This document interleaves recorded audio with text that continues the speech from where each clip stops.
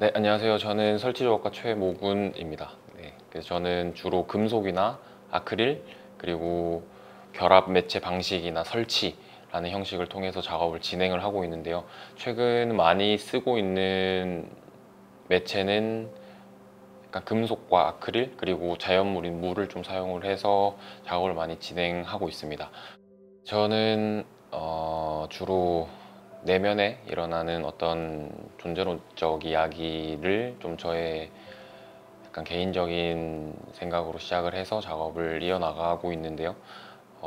우선 제가 가장 영감을 많이 받았었던 철학이라고 해야 될까요? 그거는 약간 기원전 500년 전에 이제 활동을 하셨었던 그 노자, 그러니까 동양 철학에서 조금 영감을 처음에 많이 받았었습니다. 제가 21년도에 물끄러미 작업을 이제 하면서 도덕경을 굉장히 정말 라디오 틀듯이 이동하는 중간에 계속 틀고 작업하면서 듣고 막 이걸 공부하겠다 해서 한 건 아니고 그냥 정말 누가 말해주듯이 그냥 이렇게 계속 들은 거거든요. 계속 들었었는데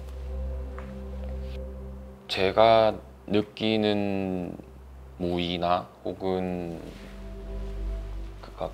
그 사상에서 결국 말하고 싶은 거는 사실 정말 어렵고 그 딜레마긴 한데 내가 과연 이거를 언어로 말을 할 수 있을까 해서 저는 언어로는 이걸 말을 못 한다고 생각을 해요. 그리고 근데 물론 이제 우리가 그런 문명이나 혹은 언어라는 약속된 문자를 통해서 대화를 해야 되고 내용을 전달해야 되기 때문에 그런 이름, 그러니까 상이 생겼고 그런 이름들이 생겼는데 그런 이름들을 만약에 이제 걷어냈을 때 이게 종인데 이게 종이라고 안 부르면 이 설명할 길이 없는 거죠. 그래서 저는 작업에서 얘기하고 싶은 거는 얘가 종인데 이게 종이가 아니야. 종이라는 이름은 우리가 붙인 거고 그러면 종이를 뗐을 때 이 존재는 뭐야? 를 사실 작업에서 얘기하고 싶은 거기는 해요. 이거를 언어로 말할 수가 없기 때문에 좀 여러 예시나 작업으로 좀 승화를 한다든지 그런 현상들을 가져와서 작업으로 좀 보여주고 있는 것 같은데 지금까지 하고 있는 작품들은 사실 물이 가장 좀 핵심적인 이야기라고 할 수 있을 것 같습니다. 제가 맨 처음에 물이라는 소재를 선택을 하게 된 이유는 네, 사실 굉장히 간단했었던 게 제가 앞서 그 노자의 도덕경이라는 학문과 그거를 보면서 굉장히 영감을 많이 얻었다고 말씀드렸었는데 형태 보존력이 가장 강하다? 약간 물을 뵐 수는 없잖아요. 물을 뵐 수는 없고 그리고 물이 밴다고 해도 물이 두 개로 이렇게 나눠지는 거고 다시 결합되면 다시 물이 되고 그래서 그 형태 보존력에 가장 매력을 많이 느꼈었던 것 같아요. 그래서 이 이야기는 제가 이번에 출품할 작품 중에 에고 시리즈의 작품도 물이라는 거를 굉장히 많이 쪼개서 입자 형태로 공중에 흩뿌리는 작업도 결국은 물 자체가 다시 작게 쪼개졌다가 그게 결합되고 응집되고 그 현상들이 가장 매력적이었고 그리고 두 번째는 물 표면을 어떤 외부 영향에 의해서 물 표면에 파장이 일거나 파문이 일었을 때 진동이 느껴지고 물의 형태는 변할 수 있지만 다시 그 고요해지는 원래 그 본질을 그냥 그대로 찾아가는 그 형태 그리고 상호관계에서의 물의 그 추가 물을 스치고 지나가면서 물이 살짝 찢어졌다가 다시 합쳐지고 그 흔적들을 다시 남겼다가 다시 이렇게 원상태로 돌아가는 그 현상들. 그래서 저는 어떻게 보면은 물이 다시 원점으로 돌아가는 그 현상의 매력을 많이 느꼈었던 것 같아요. 물은, 그러니까 제 작업에서의 그 물은 무의식적인 영역을 내 작업에서 대표하고 있지 않을까? 약간 심연의 어떤 감춰진 그런 본능이라든지 아니면 윤리적으로 그러면 안 돼 라고 생각하지만 다들 품고 있는 어떤 저 무의식 심연 밑에 있는 그런 영역들, 혹은 막 튀어 올라오는 어떤 감정들.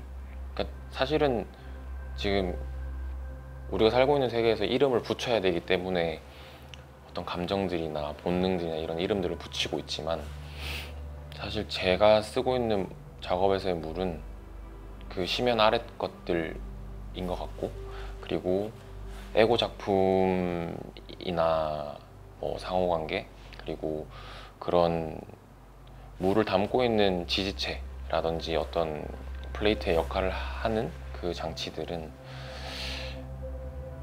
저는 그걸 되게 스크린으로 생각을 했거든요. 그냥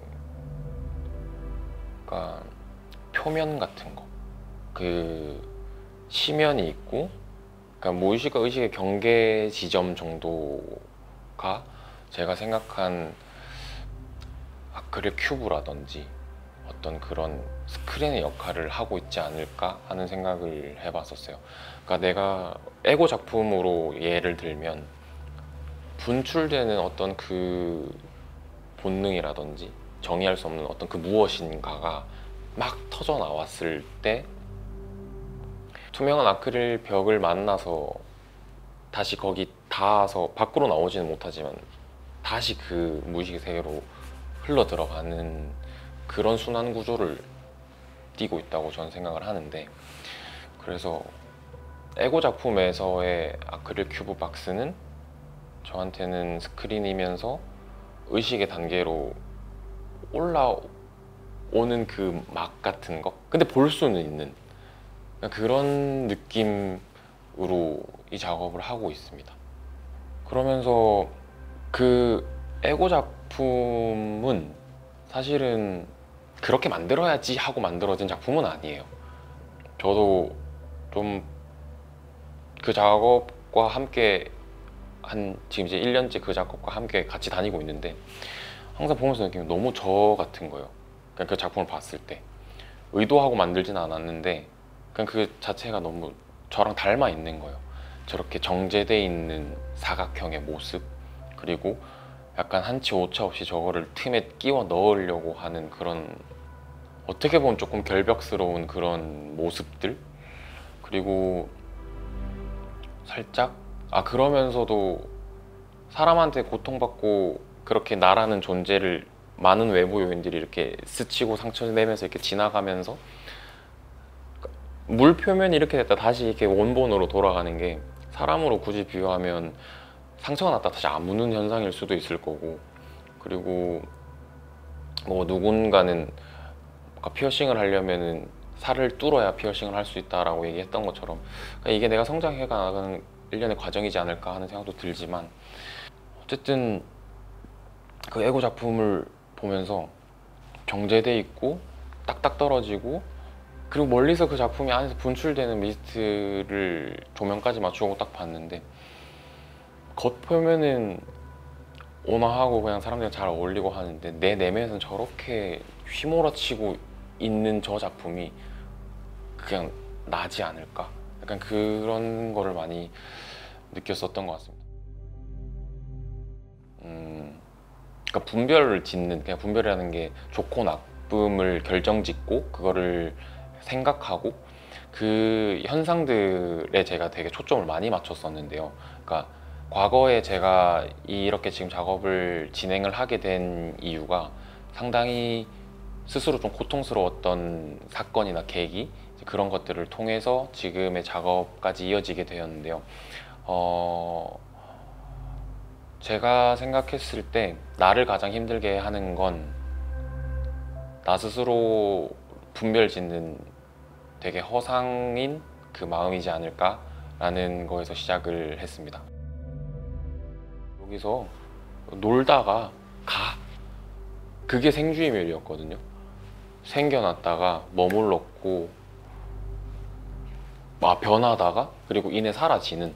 그러니까 저는 제 안에서 나오는 그 망상들과 고통, 트라우마들이 그렇게 나에게 손님으로 찾아왔을 때 내가 그들이라 말하는 것도 웃기지만 그들을 대할 수 있는 정말 최고의 극복 방법은 걔네들을 손님으로 생각하고 놀다 가 하고, 저는 그냥 제 거 하고 있다 보면은, 그러니까 그거 생각을 그냥 놀다 가 그러고 가겠지 그냥 이렇게 툭 놓는 것도 아니에요. 놓는 걸 의식하지도 않아요. 그냥 놔야지 하는 것도 의식하는 거니까 그냥 그래 놀다 가 이러고 이렇게 그냥 있어요. 저 정말 심할 때는 길 가다 그런 것들이 올라오면 그냥 그 자리에 멈췄어요.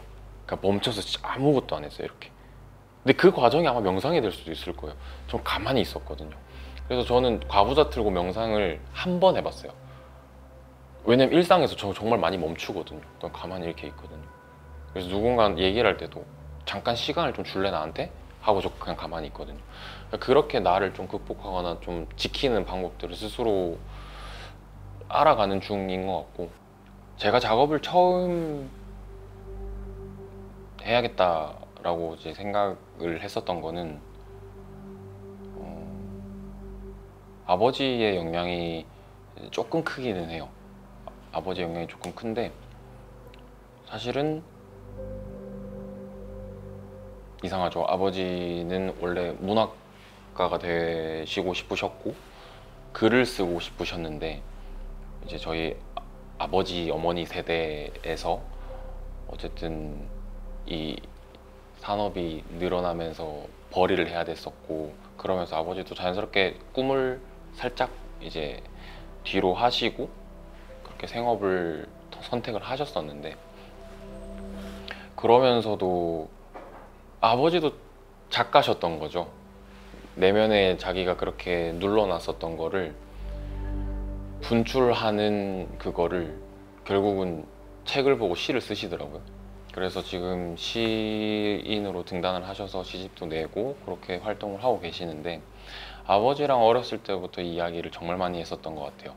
물론 아버지의 일방적인 대화긴 했는데, 근데 그게 커가면서 자연스럽게 영향을 많이 받았고, 앞서 말했던 어떤 존재론적인 이야기나 이런 것들도 전부 다 사실 아버지의 영향이 굉장히 커요. 그래서 작업의 어떤 주제는 아버지 영향이 정말 컸는데, 아마 아버지가 막 말을 하셔도 저도 제가 해봐야 직성이 풀리는 성격이어서 듣는다고 안 들리거든요.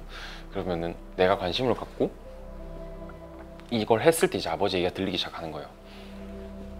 그래서 아버지랑 전화 통화를 하루에 한두 시간씩 하는데, 아니면 이틀에 한 번씩 이렇게 전화를 되게 길게 하는데, 아버지도 이동 시간 때 저랑 전화를 하고, 근데 그 과정에서 되게 많은 상상력이 일어나고 영감을 많이 받는 편이에요. 그리고 동시에 부자지간에 아버지 그때 하셨던 이야기가 이 말씀이셨어요. 그래서 너가 이제 그걸 이해해? 그럼 다음 이야기 한번 해보자. 약간 이렇게 또 가는 그 관계도 사실은 저한테 좀 굉장히 많은 긍정적인 에너지였던 거죠. 근데 저는 작업을 그렇게 생각해요. 솔직하고 덤덤한데 그냥 우리 일상에 흔히 있었는데 그냥 그러니까 슥 이렇게 지나쳐 갔던 그 되게 아스팔트에 그냥 핀 어떤 꽃 같은 그런 느낌? 그래서 사실 물그릇에 물 담는 거 그 우리 옛날 어머님들도 그 장독대 위에다가 많이 올려놓으셨고 뭐 그런 것도 있고, 사실 설거지하면서도 물그릇 담겨있는 물은 많이 보잖아요. 그냥 저는 그러니까 일상에서 있었던 그런 것들을 이상한 공간에 갖다 놓은 거죠. 그랬을 때 오는 어떤 생경함이 있을 수도 있고, 혹은 뭐 스케일을 좀 다르게 키운다든지, 단어 알았는데 전치라고 하나요? 그 단어를 어쨌든 그렇게 하던데, 근데 저는 일상에서 그냥 스쳐 지나갔었을 법한 어떤 담백한 그런 것들, 사실 그러니까 저는 몇 명이나 스스로 나와 대면해 봤을까 하는 생각을 많이 해봤거든요. 잘 없을 것 같기도 해요. 근데 웃긴 게, 나를 대면한다는 거는 고통이 동반되는 거더라고요. 힘들어야 나를 만나더라고요. 그러니까 그래서 지금 세상 되게 각박하고 빨리 돌아가고 되게 개인주의 성향 많이 늘어나고 힘든데, 아마 본인들도 의식하지 못한 채 다 스스로를 만나고 있을 거예요. 흔하게 SNS에서 뭐 그런 좋은 글귀나 말들을 보면서 나를 되돌아보는 것도 나를 만날 수 있는 시간일 거고, 근데 이제 그거를 이게 나를 만나고 있었구나 라고 인식할 수 있는 사람은 진짜 몇이나 있을까. 그래서 무의식적으로 그런 것들이 많이 이루어지는데, 어떤 제 작업을 보면서 그거를 그냥 한번 의식적으로 느껴보면 어떨까. 내가 나를 만나는 시간들이 무의식적으로 많았구나, 내가 이렇게 나를 만나고 있었구나, 그런 것들, 네, 그런 것들이 관람객들이 만약에 느껴지거나 그럴 수 있으면 사실은 제가 작업을 하는 의미로서도 너무 좋을 것 같고, 그리고 더 나아가서는 저는 사람들이 제 작업 보고 울었으면 좋겠어요. 펑펑 울었으면 좋겠어요. 약간 그런, 근데 그건 욕심인데, 근데 나중에는 그런 아우라가 나와서 그럴 수 있다면, 저는 좀 먹먹함 속에서